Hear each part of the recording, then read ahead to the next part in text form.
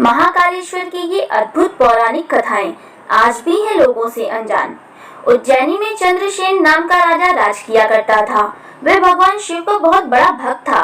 शिवगणों में मणिभद्र नाम गण उसका मित्र था। एक बार मणिभद्र ने राजा चंद्रसेन को बहुत ही अद्भुत चिंतामणि प्रदान की।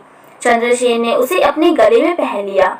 पहनने के बाद प्रभामंडल तो जगमगा उठा, साथ ही दूर देशों में उसकी यश कीर्ति बढ़ने लगी। उस मणि को प्राप्त करने की आशा दूसरे देशों के राजा भी रखते थे, इसलिए उस मणि को प्राप्त करने के लिए इन राजाओं ने प्रयास करना शुरू कर दिया।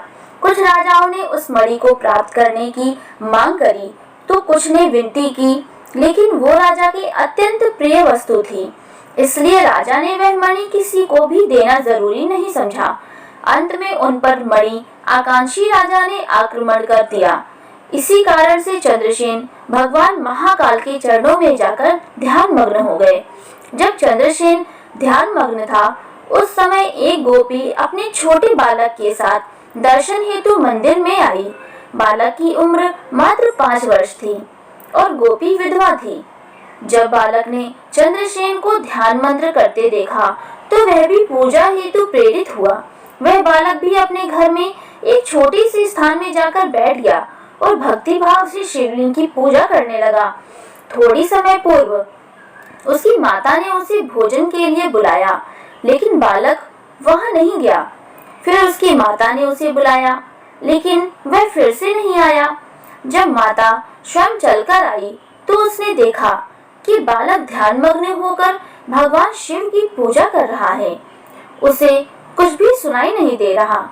तब क्रोध में आकर माता ने अपने पुत्र को पीटना शुरू कर दिया और पूजा की सारी सामग्री उठाकर फेंक दी।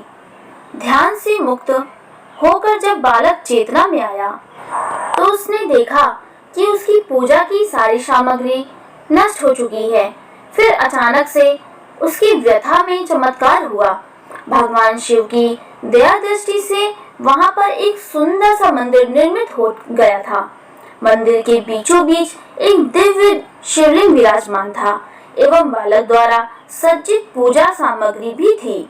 यह सब दृष्टि देखते ही उसकी माता भी आश्चर्यचकित हो उठी। राजा चंद्रसेन को जब इस घटना की जानकारी मिली तो वह भी इस शिव भक्त बालक से मिलने की इच्छा जागृत करने लगे।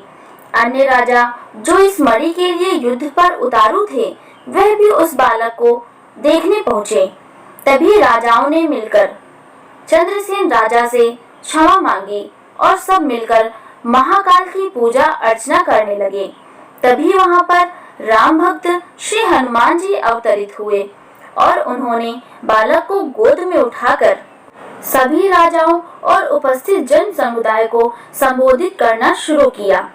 एहि भुक्त्वा खिलान भोगान्ते मोक्षम वापस्यते, अस्य वंशे अष्टम भावी नंदो नाम महायशाः, प्रापस्यते तस्यस्य पुत्रवं कृष्णो नारायणा स्वयं। अर्थात भगवान शिव के अतिरिक्त प्राणियों की कोई गति नहीं होती। इस बालक के बिना किसी मंत्र अथवा विधि विधान की शिव पूजा करी और मंगल को प्राप्त किया है। यह शिव का परम भक्त समस्त समाज की कृति बढ़ाने वाला है। इस लोक में यह अत्यंत सुख को प्राप्त करने वाला होगा। इसी के वंश का 8वां पुरुष महायशस्वी नंद होगा, जिसके पुत्र के रूप में स्वयं नारायण कृष्ण नाम से प्रतिष्ठित होंगे।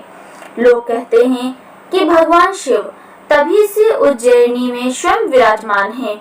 हमारे प्राचीन ग्रंथों में महाकाल यानी शिव भगवान जी की असीम महिमा का विस्तार से वर्णन किया गया है। आपको जानकारी कैसी लगी हमें कमेंट में जरूर बताएं। वीडियो को लाइक करें और हमारे चैनल को सब्सक्राइब कर लें। धन्यवाद।